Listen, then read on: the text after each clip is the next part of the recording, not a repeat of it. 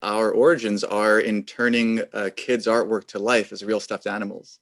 This is the reason why some of the doctors, have given me feedback like this is my favorite thing to eat. And I love bringing out the talents of everybody, and teamwork makes the business happen. I'm Richard Gerhardt. And I'm Elizabeth Gerhardt. Welcome to Passage to Profit. You just heard from some of our guests, and you'll be hearing more right after this.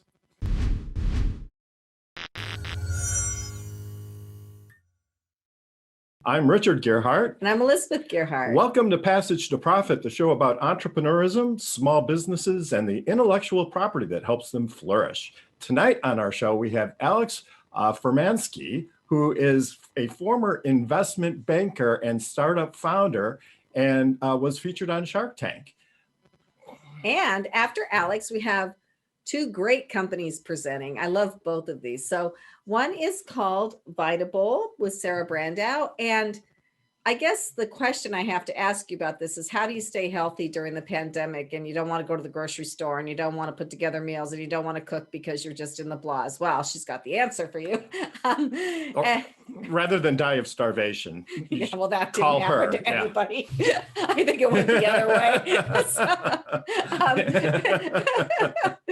And then I am so excited about Unicorn Jazz too. So I don't even know what to say about this. This is a character, it's a book, it's a website, it's a movie. Like, it's amazing and it's very inclusive and it's just very cool. So Lisa Capelli will be telling us about that. And yeah, you should go to her website. You can sing the song. Maybe she'll sing it for us on the show.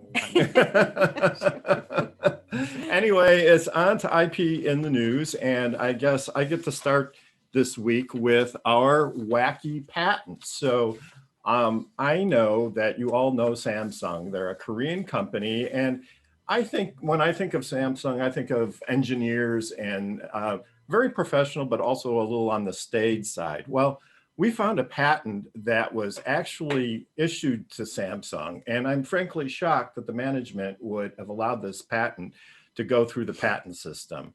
If you can imagine for a minute, it's a cell phone case that has ears sticking out on the lateral side of it, human ears. And human-looking ears. I don't think they're real human ears. Well, but I was thinking about that. Those could be real ears someday, with all of the biotechnology improvements. Maybe not. But anyway, I think this opens the door now to putting all sorts of human appendages onto your cell phone case. And so you could put your nose, you could put lips, you could put fingers, among other things.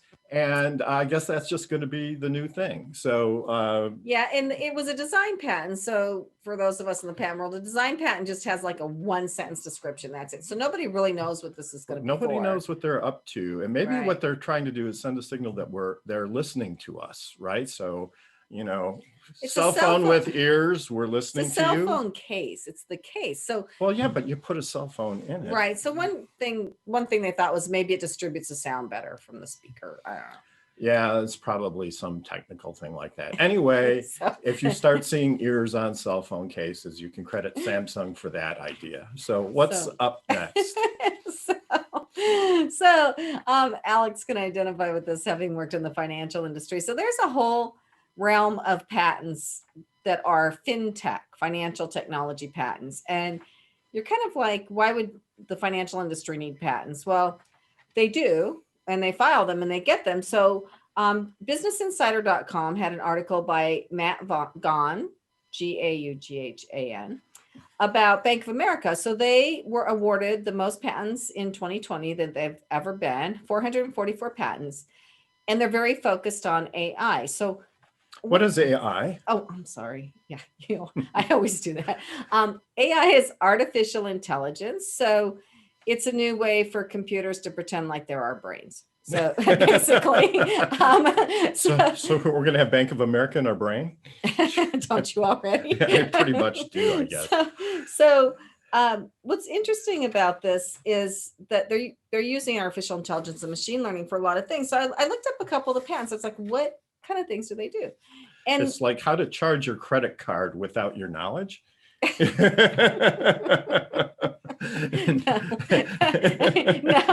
So I have to read the title of this All right, one. get serious. It is called Information Card Silent coercion alarm. And I was close. basically, there's a way for you to give them your social security number, some other identifier, and shut down your own bank accounts. And so let's say the example they give is a woman is being coerced by her husband to drain her bank accounts and give him all the money. So they go Or into one partner is doing more shopping than necessary. so they go into the bank together and they go through the process, and the banker says, "Oh, I'm sorry, this account is locked down." And the husband's like, "How did that happen?" I was like, "I don't know." Maybe. And so she secretly did that before they went to the bank. So that was one example that they gave. So I thought that was pretty interesting. Yeah, I mean, all joking aside, if you lost your credit cards or your wallet or something and you wanted to put an immediate hold on everything at the bank, you could do that. And there's an app for that. So that's just one example of 444. and we're going to go through all 444. Not really. So if you're interested, look up All Bank right. of America on What the was USPTO number site. 443? So anyway, I think that our guest is going to be very interesting. I think so too. Oh, but we were going to do. Let's do Richard's Roundtable. So Sarah, tell us, what do you think about this intellectual property stuff? You know what? It's not something that I've personally been following a lot recently. I think I was a little bit more floored by the new technology that they're sort of adding to phone cases about, making them look a little bit human. I'm not really sure. I was just kind of thinking like who that's supposed to appeal to, kind of what market they're targeting. And who would really seek out something like that? And kind of like you said, where's that all going? What is the purpose of that? What's the function? I think we're seeing these advances in technologies lately, and some of it has kind of an obvious reason why, and we see how it's going to create progress for society. And other things, I've had a lot of whys in the past year, I think, and that's one of them. No, that's a really profound and insightful comment. Thank you very much, Lisa. Yeah, I thought those years, I know you all said just design, but almost everybody has a phone. The younger generation have grown up as digital natives. They've grown up with a phone in their pocket where they could Google it or ask YouTube a question. Our generation didn't. And I always remind that to kids when I'm in schools, how great technology is. Technology is anything invented after you were born. I think that those ears represent just visual aesthetic appeal. We all like that. It's just something that's cool. And I could see that taking off because hearing is an important part of our sensory experience. And it's almost like be heard. And in this day of all of us needing to connect more than ever, us finding a way to connect, doing these interviews with your wonderful show, doing Zoom, which a huge population learned. A year ago, when I would tell a school, let's do a Zoom visit, how do we do that? And now this is all I do, and I don't have to get on a plane. I just come up to my office studio. I think the point you make about aesthetics is a really good one. And probably the designer was like a fan of Andy Warhol or something, right? Yeah. So, Alex, what are your thoughts? Oh, I have a number of thoughts. The first is I'm actually a bit disappointed in Samsung. I mean, why stop at cell phone cases? I'm looking down and I see a microphone. They should definitely have a big ear on it. And my TV needs some big eyeballs as well. So my gut says that I wonder if the first market there is going to be Japan, because there's always something wacky happening there. On the fintech side, I actually have a question for you. I'm wondering, the Bank of America patents, how many of those are actually actionable for Bank of America to produce and create versus Bank of America being defensive and putting up a moat, given how in the past decade, the number of fintech companies that have sprung up and kind of started to eat away at the entrenched players. I think, it used to be that the big banks just owned the entire value chain. And now you see folks like Plaid, for example. I believe it's called Plaid. It's when you go and log into a brokerage or some other account that connects to a bank, they created this platform that allows you to log into every bank through Plaid. And I'm sure they're valued very nicely. And so I'm wondering how much of this is a defensive play to build an IP moat and keep others away. I think that's an excellent and very astute observation. And lots of times companies don't have a strong interest in running around and suing people. They may not want to sue other banks. It depends on who might be infringing, but they're trying to block other people from using the same technology and forcing them to design around their patents if they want to accomplish the same thing. So you hit the nail on the head there. That's a common big company strategy. And it's, as you mentioned, one of the things about software technology is somebody who's a software engineer can create an invention. They don't even have to write all of the software code. They just can have an idea.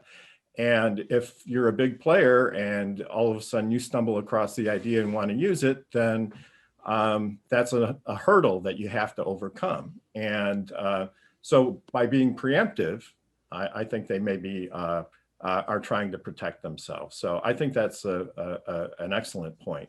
That's right. Samsung with the ears on the phone, who knows, but maybe not quite so strategic, right? But right. I just hope that all these patents don't eventually end up in the hands of a patent troll. As we've seen on the software side, lots of innovations are being blocked because patent trolls just sue new startups and existing players. And so I hope that doesn't happen in the fintech world as well. Sure. And we find ourselves defending against patent trolls on a regular basis. Extremely frustrating because lots of times the patent doesn't even match up what the client is doing, but they get sued and eventually decide it's cheaper to pay something than pay all the legal fees and live with the uncertainty of the outcome. Well, and there was some legislation a few years ago making its way through Congress to try to help the entrepreneur against patent trolls. I don't know what happened with that, but that's really, I think what has to happen is if we want a strong patent system that supports the actual inventors and entrepreneurs, then, I mean, it's written in the Constitution that we have a patent system. Right. It's hard legislation to write, though. The problem is it's tough to separate legitimate claims from illegitimate claims. And legislators all agree that we should stop this, but nobody's come up with a formula yet that really works. And so well, there you have your work cut out for you, Rich. I guess I better get to work on down that to DC. one. Sorry, hon. I won't see you for a few years. Yeah. So with that, we should take a break. I think we should take a break. Stay tuned because we have Alex Furmansky in. I just love what he does. I can hardly wait to talk to him. This is Passage to Profit with Richard and Elizabeth Gearhart on WOR 710, the Voice of New York. We'll be right back. Welcome back, everybody. This is Passage to Profit with Richard and Elizabeth Gearhart, and our special guest this evening, Alex Furmansky, who is the founder of Budsies, just the most fantastic company you've ever thought of. If you've ever wanted to take your child's art and preserve it forever, or at least for a long time, he has the solution for you. So welcome, Alex, to Passage to Profit, and tell us a little bit about your company. Thank you, guys. Thanks for having me. So my company is Budsies, and our origins are in turning kids' artwork to life as real stuffed animals. So parents will send us through our website a photo of their child's drawing, their character, and we bring it to life as a handmade, unique, one-of-a-kind 3D stuffed animal. So the child's imagination is brought to life, and as I'm sure all the guests will agree, kids just have the most amazing imaginations, and we've seen all kinds of characters. And so that's how we started. From there, we've expanded into all kinds of different custom plush. So we have our selfies dolls, where you can send us a photo of your loved one, your spouse, your boss. We have a lot of work with the military, where if someone is serving overseas, we can make a plush doll of them, and now their son or daughter can hug them while the mom or dad's away. And then we have our Petsy'S line, where you can send us a photo of your pet, your dog, your cat, your horse, your rat, and we create a one-of-a-kind stuffed animal, looks just like your pet. It's uncanny. And so I can go on, but we've created this platform for truly one-of-a-kind custom stuffed animals. Excellent. So I have to ask you, what size are the human plushes? Like if I did one of Richard, how big would it be? So our standard size is about 16 Would inches. you hug it instead of me? Sorry, I didn't mean to interrupt. Go ahead. I'm not getting in the middle of that one, but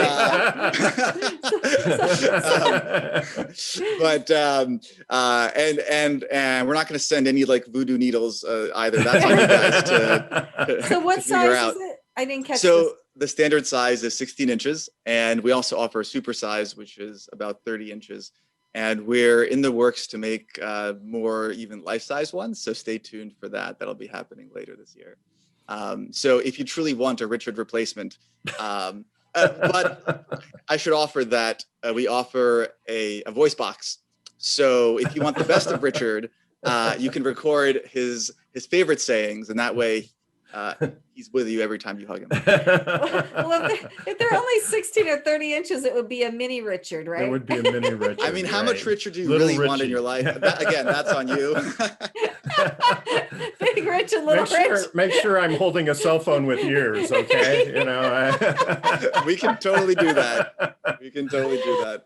But, wow. but this is so creative and original. I mean, kids do bring home their drawings. I remember my kids bringing home a bazillion of them, putting them on the fridge, and then my daughter going like a month later, "Where's that drawing I did a month ago? It's not on the fridge anymore." I'm like, That's right. No. That's every right. single piece.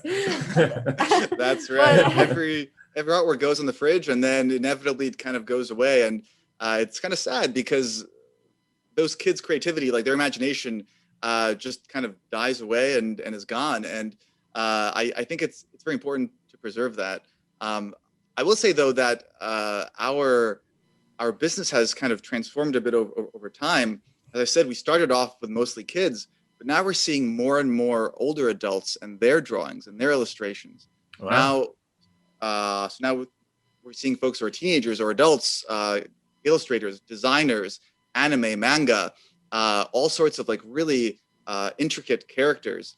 And so I think for us, the unifying thread across all of our products and brands and all that jazz is just that since each item is unique, every single order has a story behind it. And so again, like whether it's a Petsy'S plush being made for a grandparent who has Alzheimer's or amnesia and they're in the nursing home, and you give them, their Petsy, their dog from 20 years ago, and like they're just transformed back to life, and it's just this incredible feeling. Or it's just a kid who has their unicorn drawing with like the 4 eyes and the 7 arms brought to life, and it's theirs. Just that really inspirational, unique, wholesome, warm feeling that literally every single one of our plushies delivers. Wow.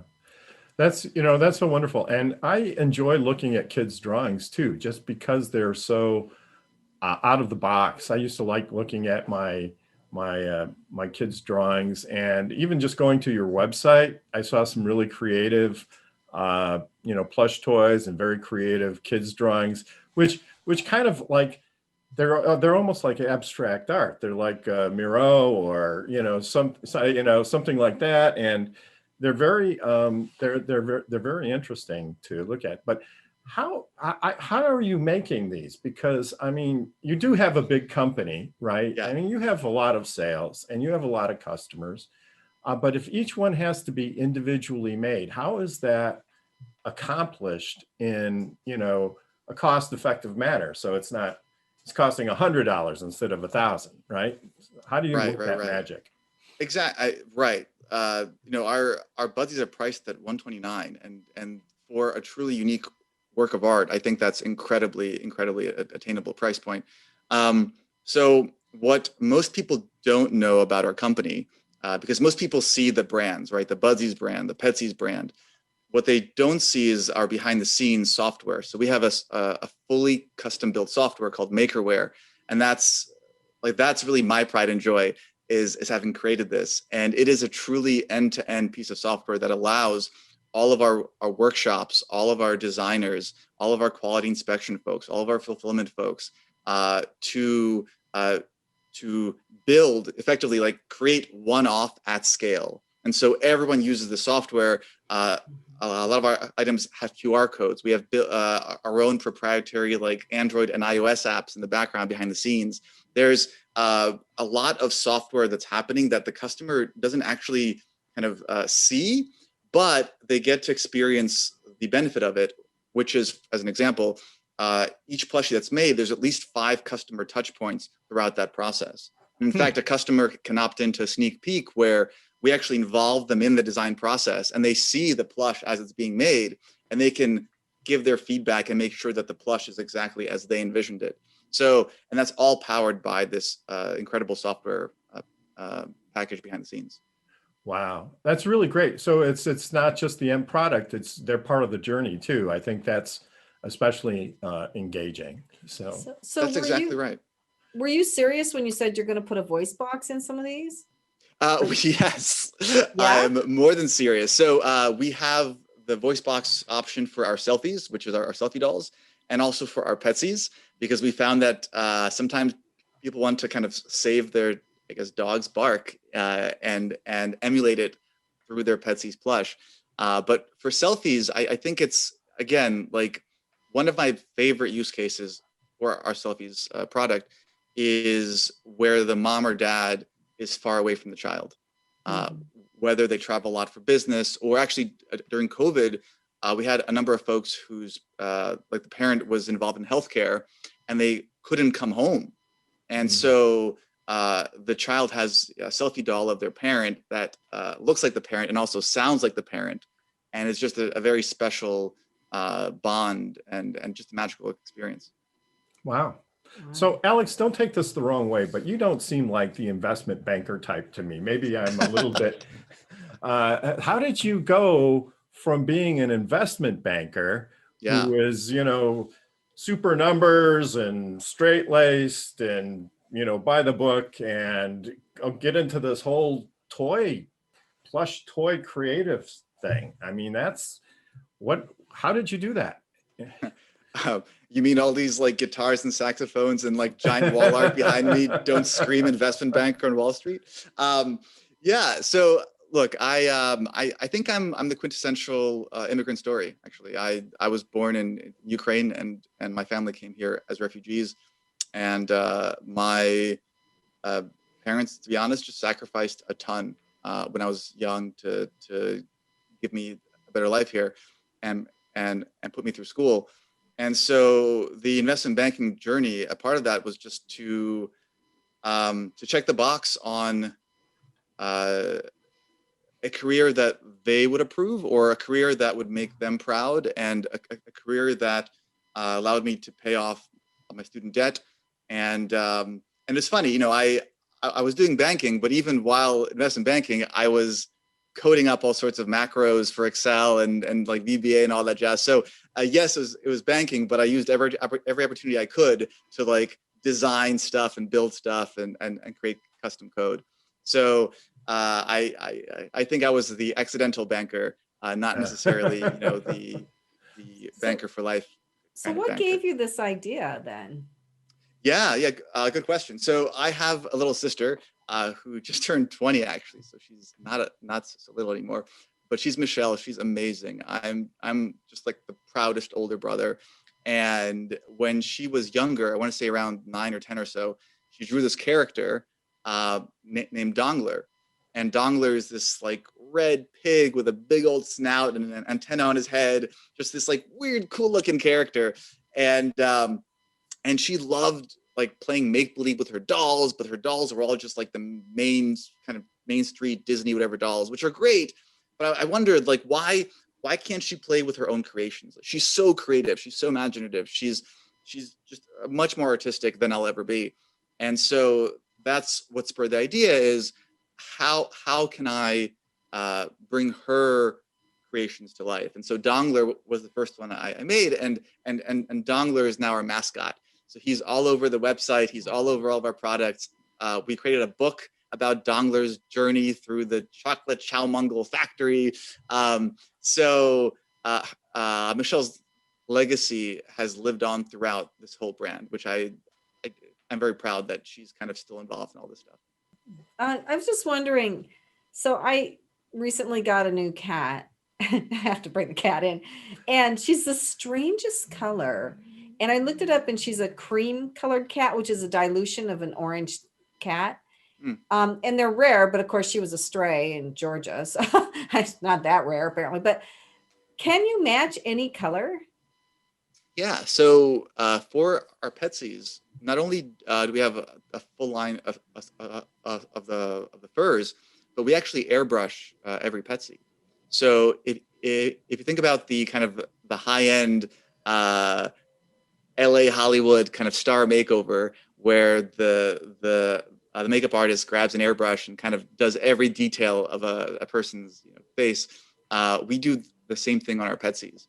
And so each and every Petsy gets the full Hollywood treatment, as we say, where it's fully hand airbrushed to best match the coloring. And so as a customer submits their order, they'll give us a few photos. They'll also give a description of the most important characteristics of the Petsy, and then we do our best to match it perfectly. And I would encourage you and our listeners, our Instagram for Petsy'S, just at Petsy'S, Petsy's, and you'll see a bunch of kind of side by sides of the pet and the Petsy, and some of these are just uncanny. In fact, in the office, we sometimes play the game like pet or Petsy. Like, can we decide which one's which? Yeah, they look really like the real picture. So that's pretty amazing. So what is the weirdest Budsy or Petsy that you've ever done? I mean, is there one that sticks out? Gosh, I think on the Petsy side, we've just had so many strange animals. I expected we would have dogs and cats, but we've made roosters, we've made donkeys, we've made obviously a bunch of rabbits and chinchillas and all that. We've made snakes for people, pet tarantulas, just any animal that you can think of, people have as pets, and we've made it all. To me, that's just strange, and it's wonderful. Walking into our offices, I had the honor this week of welcoming a new team member onto our team, and seeing someone enter our office for the first time. It's like a kid in a candy store. It's just like endless plush all over all the walls and shelves, and all different assortments of animals and characters and people, and just like seeing it through their eyes, you realize just how much variety there is in both children's imagination and just the kinds of animals there are in the world.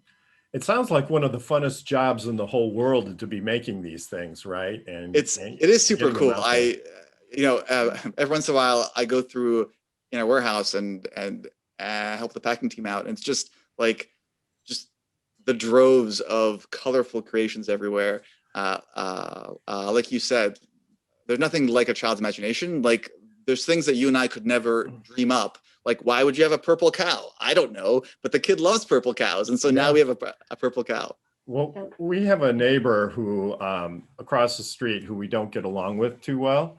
And my daughter always wanted to get a giant Bigfoot and put it in our front lawn and have it staring at the neighbor. And then we would, like, at night, we would move it to a different spot in the yard just to drive him crazy. Yeah. So now if you ever do get to the full-size Bigfoot, please let me know, and we'll be your first customer there. So Alex, I wanted to ask you a little bit about starting your company and growing it, because this is kind of a tough business to be in, where every single thing is custom. Yep. And I applaud your creativity, because nobody's really going to be able to get this anywhere else, at least not right now, till people start copying you, right? But how do you do that? Like, how do you make thousands of custom products for people, starting from ground zero? There wasn't a lot there before. There was, like, stuffed animals, of course, but they were all like 1 million made in China and sent over here. So what was your biggest challenge, and what do you think, what skill or talent of yours helped you the most?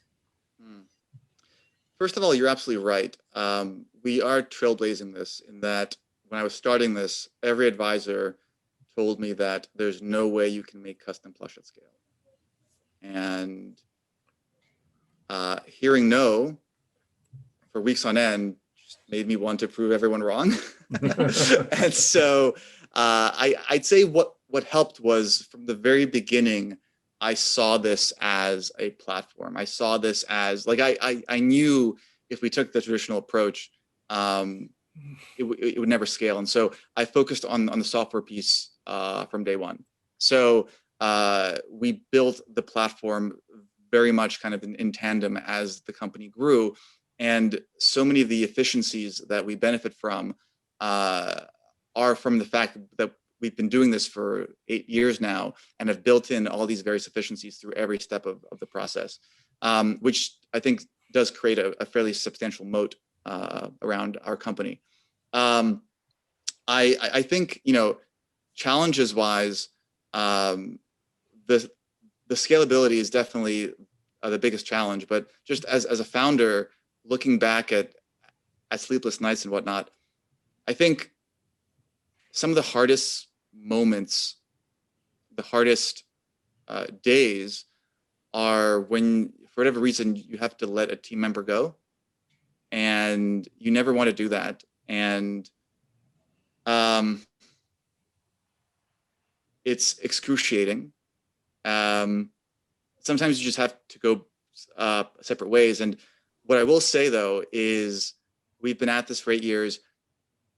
Just, we call it the Budsies fam for a reason. And so even the folks who have left or for whatever reason we've gone separate ways, they're still a part of all the various like group chats and Facebook groups and all that jazz in our team. And so I think, you know, how you part ways with someone really speaks to who you are and who you are as a culture. And I think what's allowed us to grow and what's allowed us to attract just incredible people and keep them is our core values of the company. The fact that we are so mission driven, the fact that we invest in people's personal growth, the fact that we give people a sense of ownership. And I've written about this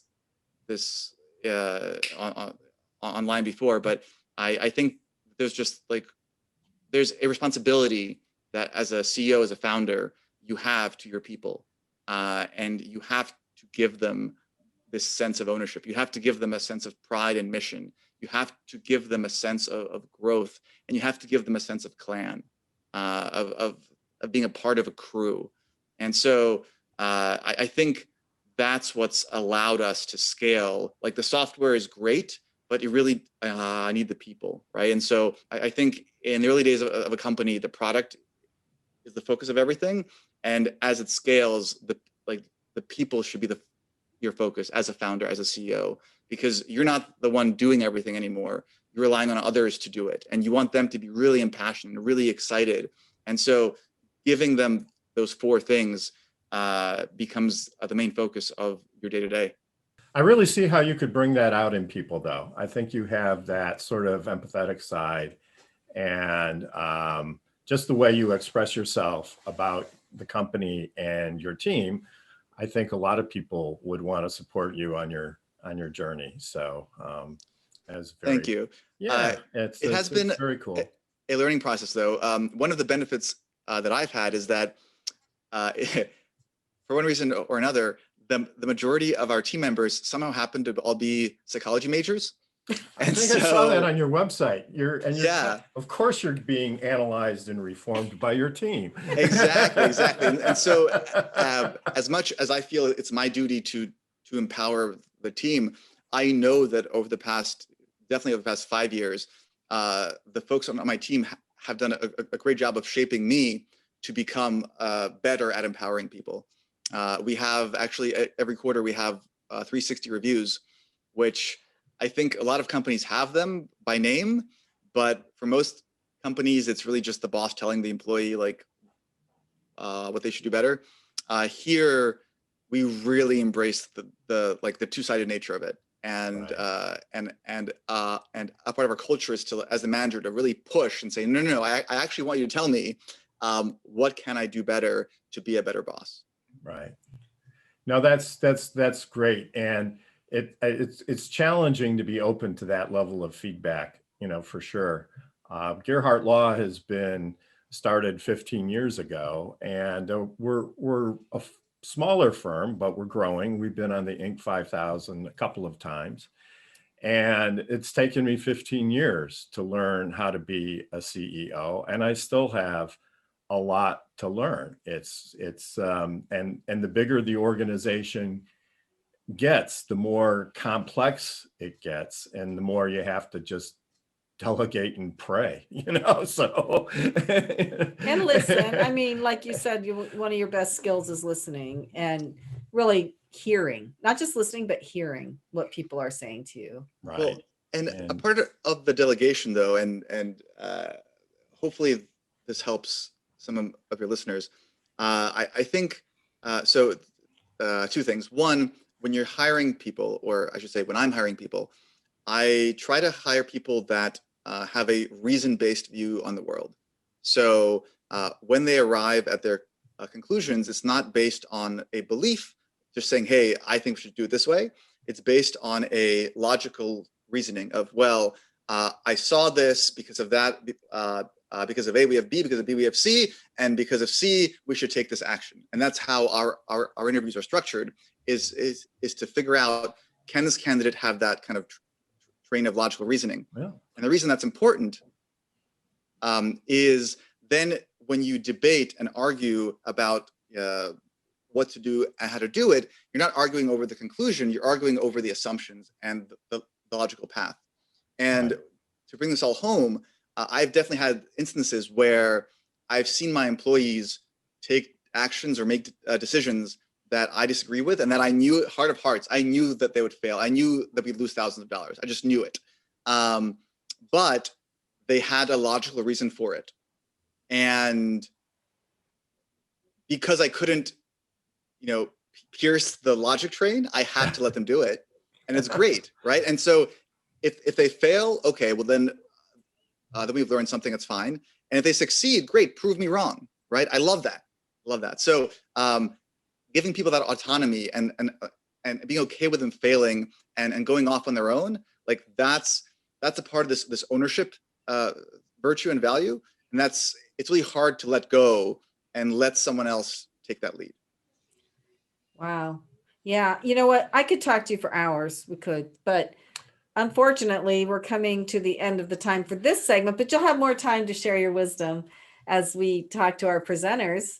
So Great. Well, thanks for joining us so far. And if you missed Alex Furmansky's presentation, you can also hear it on our podcast, which will come out the day after the show airs tomorrow. You can get it on the iHeart app or all the major platforms. And I really encourage you to take a listen, because Alex is one very excellent CEO and a reformed investment banker. So you better take good notes when you're listening. And go to our YouTube channel. Oh yeah, You I can forgot that. see what everybody looks like and see our backgrounds and everything. And yeah, it's fun. So we will be right back. We will. Welcome back, listeners. You are listening to Passage to Profit, the Inventor Show with Richard and Elizabeth Gerhardt and our special guest today, Alex Furmansky. And we are on to the presenter portion of our show. I can hardly wait. Yes. And if you missed what Alex had to say, it will be on our podcast tomorrow. It will be on our YouTube channel, Passage to Profit Show. It was a wealth of information, and it was fun too, wasn't it? It was. He was a very fun really person to listen to. Yeah. So now we have Sarah Brandow, and I just think she has an incredible solution to a lot of people's weight problems during COVID. And it's not about diet, but it's about the food. So welcome, Sarah. Please tell us what you're doing. Hi, thanks so much for having me. And thank you, Alex. That was incredible to listen to. I'm very excited to learn more about your business as well. So yeah, you mentioned weight loss during COVID, but my background, my master's is in public health and nutrition, and I'm the co-founder and chief nutrition officer at Vitable. So what we do is we create plant-based superfood bowls, snacks, and now my green juice actually that I designed is coming out very soon. So I'm very excited for that. And I created this line along with Michelin-starred chef Dominique Crenn in order to empower people not only to, be able to maintain their ideal weight. Let's say a lot of people tend to really, really focus on that one as, the most, let's say, widely regarded indicator of health. But for me, it's completely different. I want people to be able to have improved cognitive ability, more energy, more, capabilities at work, with their family, in their day-to-day life. I won't get too technical, a bit of a science nerd, but most of our serotonin, our happy hormone, is produced in the gut. So if I can help individuals to feed, our good gut bacteria with food that is going to allow us to have stronger immune systems and improved mood, then, that's the goal. So very, very fortunate to be able to do what I do. Our food is available in California right now for home delivery, and in certain hospitals. We're in UCLA Hospital, Santa Monica, Ronald Reagan. I know that there aren't a lot of visitors in the hospitals right now, but luckily we've been able to feed doctors and nurses. So that's been very, very exciting for us. So do you have plans to expand into New York soon? Not quite yet. So we're hoping for next year. Our co-packer Territory Foods, they are on the East Coast already. But for now, we're really looking on just perfecting the market that we're in and just getting our food out to as many people as possible. Wow. I was really interested to hear that happiness and gut size are related, because I have quite a large gut, and I generally consider myself a pretty happy person. That wasn't quite what I said. Oh, did I misunderstand? Oh, no. Do you have to have the guts to be happy? I don't know. What? Could you repeat that?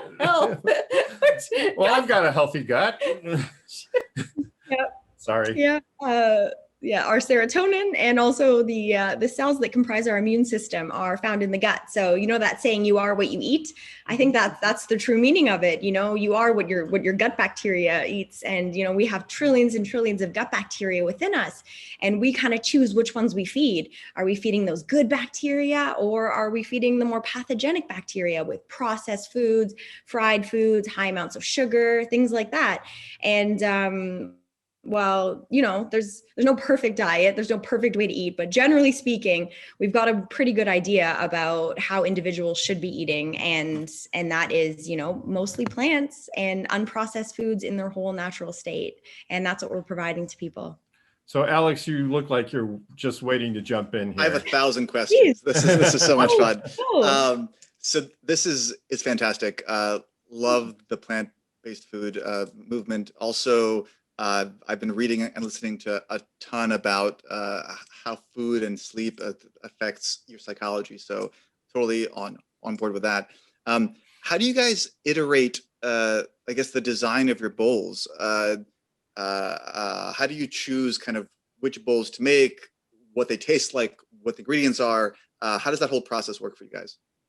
So, a lot of it actually starts with me, but it finishes with a Michelin chef. So when I first came on to the company, I'm a co-founder now, but I wasn't one of the initial founders actually. So our CEO, Charles Michael Yim, he's really incredible serial entrepreneur, Silicon Valley based. And, he's worked in a lot of these Bay Area offices throughout his career. And he knew that, they often get food delivered and they have all these big catered lunches, and often it's actually not healthy and it doesn't support better productivity in the afternoons and things like that. And so he started this company with our other co-founder, Miko Lorenzo, who has a background in, food, culinary. And so they hired a chef to create foods with different, let's say, culinary themes. So one that's a little India inspired, one that was more Korea inspired. But the initial food, it didn't quite hit the mark. And so I think they had an idea of, okay, well, maybe instead of a chef, let's try a nutritionist. And that's where I came in. And I kind of took their initial themes that they had been working with, but I recreated the bowls myself. I made sure that everything was balanced. I wanted the nutrition label to read like a multivitamin. I want someone to go, oh, wow, there's a lot of magnesium in here. There's a lot of zinc. Everyone kind of looks at the carbs and the protein and the fat, but instead of the macros, I really like people to focus on the micros, the real nutrients in the food. So I kind of took that initial idea and I put my healthy and flavorful spin on it. Yeah. I've been eating personally a plant-based diet for 11 years now. And so for me, I had no idea how to cook. And 11 years ago, there weren't as many options as there are now. So I had to teach myself. And now I think I can put a pretty good bowl together. And you know what, Dominique Crenn, if you're familiar with her, she's the US's first 3-star Michelin chef. So she's a really inspiring woman as well. So getting her approval on my food with, her touches to take it to the next level was a big career moment for me as well, because I'm not a chef. I don't have that kind of training. So to design food that, a Michelin chef didn't spit out, I was so nervous. I was like, is this going to be like a Gordon Ramsay thing where she's like, oh no, disgusting, but she liked it. But, chefs at that level, they can kind of create flavors in their mind. You say, okay, this is what's in it. And right away she goes, okay, we're going to add more garlic. We're going to add more spice. Fantastic. And working with her was awesome. And that's the process. So you mentioned all these micronutrients in there, which I think are very special to you and your bowls. How have you communicated that to customers? So in terms of marketing or PR or labeling, just thinking about how other founders who are trying to communicate a message that's not typically found on a label, how do you guys put out your messaging so that it best resonates with customers? So our slogan, food is medicine, is, it's on our website. It's kind of in our marketing, and we take that very much to heart. On each package, we've got a little blurb about what's in the food, as well as on our website as well, kind of what the benefits of each one are and why each bowl was designed that way. And so, for us, it's very important to be very authentic to that. We do things that other companies don't do.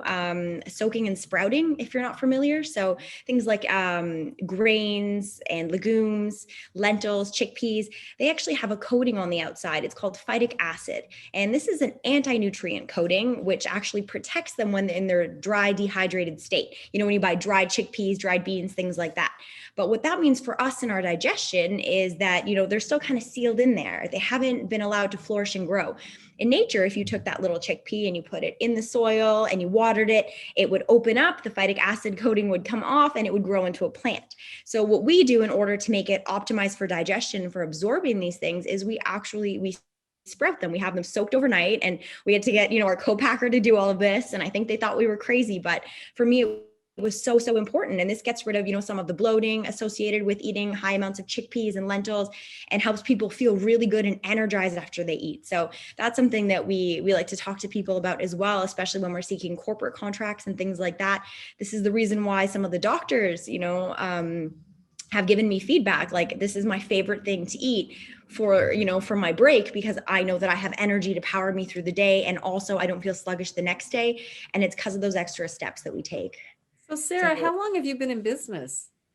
So our 1-year anniversary was in November 2020, but when did we really start being widely available for home delivery? Because we started off in San Francisco, and we had a bunch of actually really amazing Silicon Valley office contracts, but as you know, a lot of those offices didn't reopen. And so what could have been a huge road bump actually paved an amazing opportunity for me as a public health nutritionist to get into hospitals and to move into the healthcare side of things.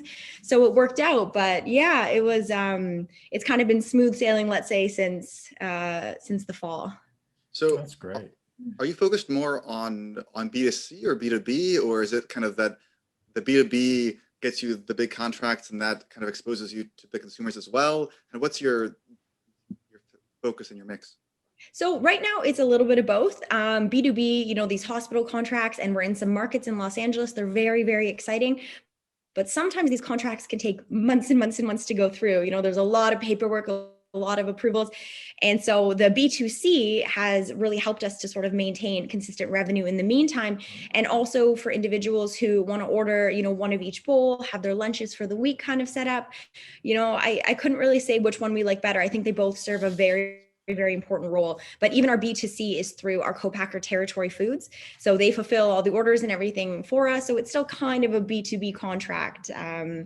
So yeah, mostly B2B, but consumers can order directly from our website. So we were told that you have a nonprofit. My nonprofit, it started in Belize last year during the COVID crisis. It's very much in line with, our mission at Vitable, food is medicine.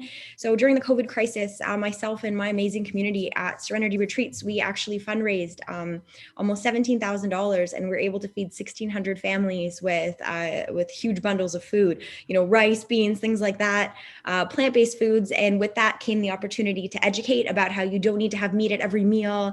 And some of these staple foods are actually very, very nourishing. And, just kind of shift the way they looked at diet. We also did some open houses where families could come. We showed them how to prep very inexpensive, easy meals. I talked to them about management of different conditions that actually stem from diet, which a lot of people don't realize, like heart disease, diabetes. I'm partnered with the Way to My Heart Foundation. They're a registered 501c3 in the US. So that's how we're able to receive donations. And I'm doing this work actually here in Mexico right now as well. So just teaching families and parents about how to, eat a little bit closer to nature. You save a lot of money.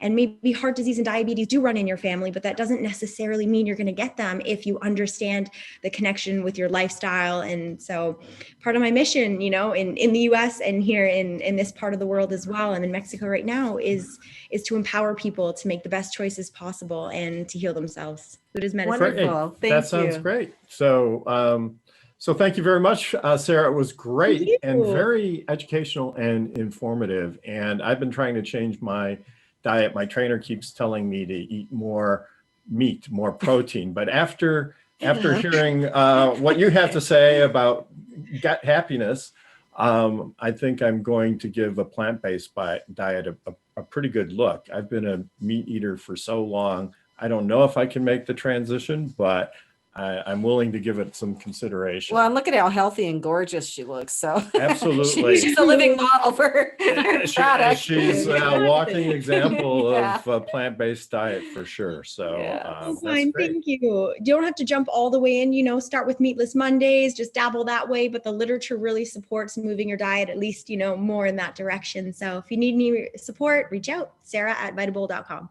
Okay. Excellent. Well, thank you so much, Sarah. So you are listening to Passage to Profit, the Inventor Show with Richard and Elizabeth Gearhart, our That's special us. guest, Alex Furmansky. And if you missed any of it, it'll be on our podcast tomorrow. It'll be on our YouTube channel tomorrow. It's really worth listening to. We think these people are really interesting, fun people to talk to. So we'll be right back after this message. Welcome back, everybody. It's Passage to Profit with Richard and Elizabeth Gearhart, our special guest, Alex Furmansky. And now we're on to our second presenter this evening, Lisa Caprelli. And Lisa is going to be talking about unicorn jazz. So welcome to the show and tell us all about unicorn jazz, Lisa. Thank you very much for having me. You have excellent guests today. It's just an amazing show. I can't wait to get it out to the world and the great work that you all are doing. So unicorn jazz started with IP in mind. I actually had a business background, 25 years in marketing, branding, and PR. And I helped many, as Alex and Sarah and you all, the Gearharts, is when you're passionate and you believe in something. And as I represented clients over the years, I found that I would help them get their idea shown to the world and become successful. That's what we do that for business. You're solving a problem. You have something unique like we all have. And so after business that I would help other people do what they love, this is, I'll talk about this later in the show, the thing that they do, the thing they love. I realized the formula for making something out of nothing was, one, to be passionate. Who are you helping? because the give in what your business is really where the core is at. It's not about like, how am I going to make money and all this. So realizing that you need IP to have an Amazon store, what my research was, and my husband, Dr. Chris Herzik, started taking classes on Amazon and how to, what was coming with technology that we are seeing now years ago. And I said, we need to have our own company. We thought of Vitamin Company because he's a doctor, he can endorse it, and he's very science brain. And we just said, like, what is it we love? What do we love to do? And I love writing. I started researching unicorns, and we saw the data that, oh my God, like nobody, if you think about it, like there's Hello Kitty, there's Mickey Mouse, unicorn jazz. And I quickly had this idea, and I am an artist. I'm not the artist of my books. My cousin David Villalobos is, and I like his style. I went and drew a unicorn, and I said, and I needed unicorn something like, Mickey Mouse, Hello Kitty. And I wanted to create an IP for what I was going to create in my vision. And I'm on a whiteboard with my husband, thankfully sometimes he just nods like, and believes in me. And almost everything we vision with changes has happened since our idea 3 years ago. And I said, like unicorn jazz, my niece's name is Jasmine. She was adopted by my sister from Russia when she was a baby. And she's, when you create characters, I often tell kids when I go into schools, when they ask me, how do you get the names? I said, I use names that are people that I think that I like, that I want the kids to like, that have a personality that you can draw from. And so that was going to be, Jasmine shortened for Jazz, because I wanted to bring personality of her bubbly personality as a child into the character. So Unicorn Jazz, what's special about her, and she's been named the most unique unicorn in the world, is she has a musical note for a tail. Oh, and, yeah. And that's the trademark. That's the trademark. Cool. And I immediately, and Davey and I, my cousin, who was his dream to be a published illustrator. And I said, if you help me with this, I will help you. And he's doing all kinds of stuff. We're having so much fun. Lisa, so I noticed that you got a trademark on Unicorn Jazz. That is such a cool name. Yeah. And because I love jazz. You can't ever forget it, and, right? And so Unicorn Jazz was just absolutely fantastic. So I went to your website, and the kids are singing a song, and it's really engaging. Can you tell us about that? What is that? The Thing I Do, is that the Thing I Do is it came later, and COVID accelerated that, and in a good way. So with Unicorn Jazz, the first book, which she's Unicorn Jazz is the shy unicorn that moves to a new land, and with her animal friends and family, and she feels like she doesn't belong. And every one of us can feel that way at one time or another, especially as children. I felt that way. So a lot of shy, I was the shyest one in the whole school. And I wanted her to have a special talent, which we all do. That's the thing we do. And I wanted to introduce her story in here. And she feels like she doesn't belong, and she moves to animals. Again, all animals are real. And at the end of the story, when I read it to kids, I talking about imagination, like what Alex does in creating characters to life, I stop and tell them a unicorn isn't real, but look how much we give emphasis on wanting to believe it with headbands and all kinds of stuff, right?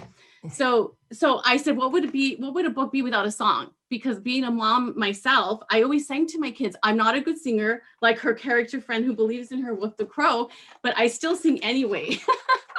And so we put a song throughout this one called the Unicorn Jazz Friendship Song. Be happy with your light. You are bold. You shine so bright. So Lisa, that's great. I had a question. So I went and watched your TV show. So this is blown up. It's not just a book anymore. It's a whole bunch of different stuff. But I loved your TV show. I was telling you before we started, I was going to just look at it for a couple minutes, and I kind of got hooked. I got hooked on it too, by the way. And I'm going to be singing That Thing I Do. Once I figure it out, I'm going to be singing about it. But the question I have for you about that show is you had different people on there, and you had different kids on there. It was really a great mix. So do random kids come to get to come on your show? Like, can anybody come on it, or do they have to know you? Anyone? It's curated content. We pick and go through. I have a small team. And the song you're talking about is what is the thing you do? Everyone has something that makes them special. Everyone has something they like to do. Can you guess the thing I do? And it's based on this new character we introduced called Treziki, named after my son, because my son wanted nothing to do with a unicorn. I wrote him into the story. And he has if you saw the little kid basketball, he agreed to give me 7 words, because he's very particular about helping. But and so we incorporated into this story the thing I do, which is meant for all ages and showcasing that we all have a special talent. And I love bringing out the talents of everybody, and teamwork makes the business happen. That is such a good idea. I'd like to welcome Kenny Gibson to the show. She's our iHeart person, and she's normally here from the beginning, but she's making a cameo appearance today. Kenya, you have any questions for Lisa? I do. And I think what you're doing is wonderful. I was one of those shy kids, believe it or not, very shy in school. And I don't believe that, Kenya. It's I was funny shy too, by the way. Yeah. My mother doesn't believe it either, because sometimes she looks at me, she's like, who are you? Because I was such a shy kid, and very insecure, and had a lot of, issues with trying to figure out how to fit in right in school. And I love what you're doing with your platform, because I feel like it's teaching kids coping skills and, identifying their strengths early on. So I'm curious, do you have any plans, or do you work with any, child therapists or kids who are kind of going through issues and who have professional needs to kind of, partner? Yeah, being that I have a platform where schools across the world, I started this Read Across America this year, going virtually into schools and being a voice to inspire kids with the stories and messages that we all, if you think about it, back in 1st grade, we all grew up with picture books and stories that resonated with us. This book's about kindness and bullying and not being a bully, but helping other kids. So with social emotional learning, as my books have been categorized, I have a background in social psychology. So I studied, I think because I was the quiet one not talking, I'm watching and observing, which was a great skill. So I always tell kids who, to recognize that our personalities embrace them. Like the shy kid, you should be friends with her, she or him, but I love the extroverted, more popular kids per se, but it's that we all need each other. And that's been my life's work, is that we all need each other, and to help each other. The thing I do is the show is which we created since the pandemic, when my author in-person visits to schools stopped, and I was reaching 300 to 1,000 kids a day nonstop, giving valuable messages, doing writers' workshops, all these. They kept asking me, can you teach this and that? And I would say yes.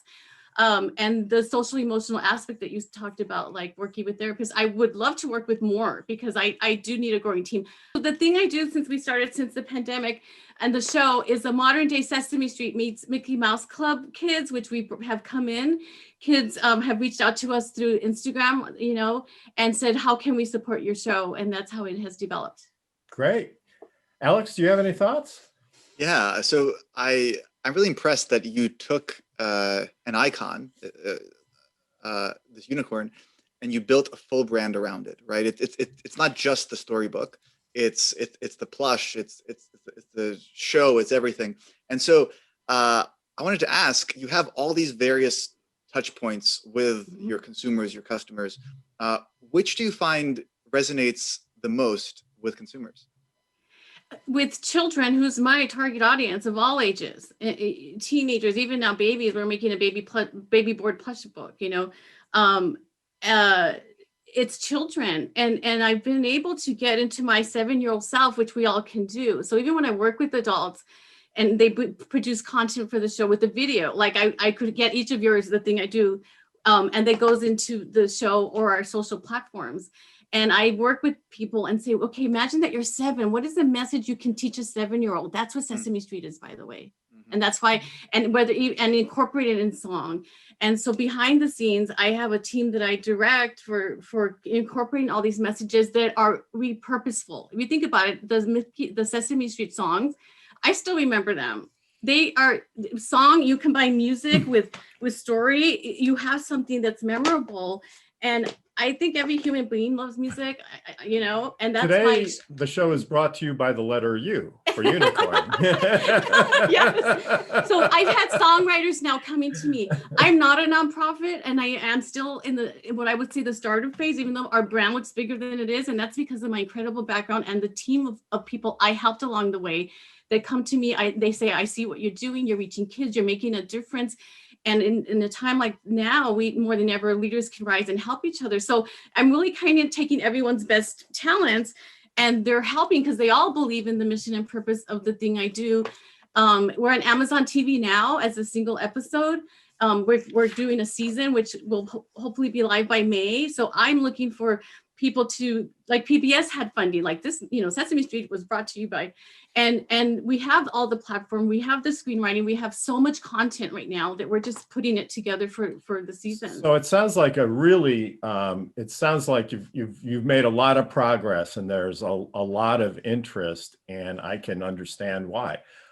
Sarah, did you have any thoughts or comments for Lisa? I just think, Lisa, what you're doing is so amazing. You know, children need more inspiring role models. They need more magic in their lives. When I was a little girl, obviously, I was very, very into unicorns, and, you know, just anything that helps us hold on to that childlike innocence and that sense of magic a little bit longer is so special and needs to be cherished. So, you know, props to you. I can't sing my praises enough. I love what you're doing. Thank you. Well, the children are our future generation, and we were once them. And I've never more alive than now. My husband comes home and we play with puppets. We turned our office to a green screen. He puts these things on his head, and when we're laughing. Like Well, I do want to say, if I had a young child right now, I would definitely have them watch your channel. I thought it was wonderful, and I was okay watching it. I liked it. I liked it too. Yeah. So, well, it's thank you. And my husband, Dr. Chris Herzik, I brought out the thing he does. He's a marine biologist. That's his passion and what he wanted to do, but he became a doctor. And so I started saying to him, could you make videos about science and ocean animals? Yes. So we started taking that, and again, going into schools and testing the messages, which I have an amazing platform. The kids just started soaking this up, and now he's going to be, my husband's a children's author. It's just unbelievable. Just, you know, with everything going on in the world right now, you know, there's a lot of destruction of habitats, and there's a lot of, you know, species loss. And the more that we can introduce children to, you know, these concepts, but also in order to foster their strength of the relationship with the world around them, with the oceans, with the animals, the more we're going to have people growing up and becoming conscious entrepreneurs and seeking out solutions that preserve the earth instead of the opposite. So yes. So I'm a Y person, and I always put my 7-year-old hat on, and my husband being a marine biologist and around this his whole life. I asked him, why should the oceans matter to us? 70% of the Earth's surface is water. Yeah, I guess that's a good answer. Yeah. Right. And so just teaching, like you said, get them excited with characters, get them excited with stories. So Lisa, where can people find you? We have to wind down this segment, but can you give them your contact information? Yep. It's just unicornjazz.com, and you can find our TV show platform on there. You can, if you go to thethingido.com, I'd love to have each of your video stories that resonate with kids. I find that adults have amazing stories and something unique that they could teach a child, and we want them. And of course, the kids are easy. The kids teaching kids is the easiest thing as well. Well, it's a great platform, and there's a lot of content there and a lot of great intention behind the whole program. And I love the idea of thinking like a 7-year-old. I think we should all try to do that every once in a while, because I think that brings us all back to earth. So we are wrapping things up here at Passage to Profit. Before we go, though, Kenya did manage to join us. And Kenya, tell us about Power Move. Who's up for Power Move this week? So for Power Move this week, we're going to be talking about Master P and James Lindsay, who just launched their first the first financial home for the underbanked and unbankable individuals. So not sure if you knew this, but there are 66 million people that don't have a bank account in 2021, which I think is like, wow, like who wouldn't have a bank account? And a lot of the reason this is they've been deemed unbankable. So what Master P and James Lindsay decided to do is they decided to create a new financial institution called Boss Up Banking. And basically it gives these individuals an opportunity to become bankable and have access to resources. So I thought that was pretty cool to tap into a share of the market that was untapped and create some services there.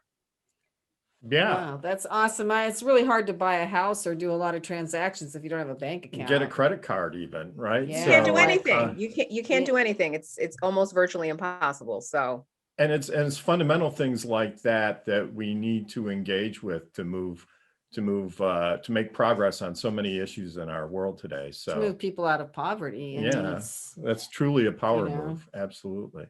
1000%. So Elizabeth, what's new with Fireside? So for those of you who don't know about Fireside, I started an online platform almost a year ago. So I have a YouTube channel and a website. And what I do is I put interviews of small business people on there. And I've been doing a lot of the interviews myself just to build the content. So I've spent the last year just gathering content, and the website needs some work. I kind of put You always say that, but it looks fine to me. Thanks. I put a round peg in a square hole, but I didn't want to build a brand new website and spend thousands of dollars unless I had, some proof of concept here. So I'm getting a lot of content now, and I'm getting to the point. I call what I'm in phase 1. Phase 2 will be marketing the heck out of this so that people come and see these business owners on this site and listen to their videos and hopefully hire them. And what's phase 3? We retire with billions of dollars? Phase 3 is hopefully to sell it. So I started this with the full intention of selling it. So I actually had somebody who said he's been doing a bunch of small business videos reach out to me, and I'm hoping I can partner with him and populate the site. So, because obviously I want to get millions of people on there, and I can't do all the interviews myself. Oh, that's great. Well, and if you want your business to turn on fire, go to Fireside. So we've got to cut for a break now, but we'll be right back after this message. Thank you. What an awesome show. I thought it was absolutely fantastic in every respect. I thought it was a fun show. It was. I thought it was really fun. We have the funnest people on tonight. So yeah, we had really great. You guys want to hang out after the show? Maybe we could have a green drink and sketch animals we want to have made of us and do a little song for Unicorn Jazz. That all sounds good to me. But before we sign off, Alex, what are your parting thoughts here? Yeah, so I've been listening to Sarah and Lisa, and I think something that unifies them and most great founders is this very impassioned belief in what they're doing. And I think that as a founder, you have to unwaveringly believe in the unbelievable, meaning that what you want to happen has not happened yet, right? And so somehow you have to convince all the stakeholders, whether it's investors, whether it's customers, or whether it's employees, to join you on that mission. And it's a big burden of responsibility down the road, but you need to have that intense belief. And I'm really thrilled that that all the guests today have that really impassioned belief and are doing something that they truly believe in, which I think will help them, or I should say help all of us, attract just really great talent and support around us. I feel that passion when they speak about their businesses, and I think they're great examples for anyone thinking about entering the entrepreneurial space. And thank you, Alex, for pointing that out. Yes. You're a shining example of those words. So I would like to review their websites one more time. Absolutely. So Alex is Alex Furmansky, and it's Furmansky. And his main company right now, I guess, is Budsies. He's got 3 different ones, but if you look up Alex Furmansky and Budsies, Budsies, you should be able to find everything, right? Yes, yeah. That's exactly right. Get your child's stuffed plush toy today. I want to get one of those selfies. I want to get like a little man of you with a little voice box in it saying yes, I'll do the dishes. Oh, really? Okay. We'll definitely put it on our Instagram. That sounds great. And then we had Sarah Brandow with Vitable. So if you're in the in California, San Francisco, LA area. You can get them now. They'll be spreading across the country soon, I'm sure. So you are what you eat. Food is medicine. This is scientifically based food that's going to cure your gut and help you feel better. And it's delivered to your door. And she has a chef working on the recipes. So It's a win-win-win. it really is. And then Lisa Caprelli with Unicorn Jazz, just spelled just like it sounds, Unicorn Jazz, Jazz, Yeah. which is kind of a whole movement of, it is kind of like Sesame Street, modernized. Right. Very cool stuff for kids, puppets, live shots. I don't even know how to describe it. You have to go on her TV show. It's inspiring and effective because everybody is good at something, right? The thing I do. That's what she calls it. The helping thing I do. a child pinpoint and focus in on that, I think, is a fantastic idea. And if you need intellectual property advice, Richard is your guy. I'm Your always heart willing lot. to give advice. I know. I know. For what it's worth. Yes. And yes. And if you're a small business that wants to come on my directory, it's fireside.directory or fireside directory on YouTube. But just look me up, Elizabeth Gearhart. You'll find me. And Kenya Gibson, Yes. our media maven. Kenya, where can people find you? They can reach me at my first and last name. It's Kenya and Gibson with a P at iheartmedia.com. Yeah, so great to have you on the show. And I have to say that we've used the iHeart digital services for a long time. Kenya got us hooked up with the right people at iHeart, and they've just blown us out of the water. We've got so many good connections through their digital media. We can't thank them enough, and they do a really great job. So, so please check it out if you need those kinds of things. And Do you want to do the thank yous? I guess it's time to say thank you. I'd like to say thank you to Noah Fleischman, our producer, Alicia Morrissey, our program coordinator, Angela Wolf from Angela Wolf Video, who does the video. And don't forget to like us on Facebook, Instagram, and Twitter, and also check out our YouTube channel. This is Richard and Elizabeth Gearhart for Passage to Profit on iHeartRadio, WOR 710, the voice of New York.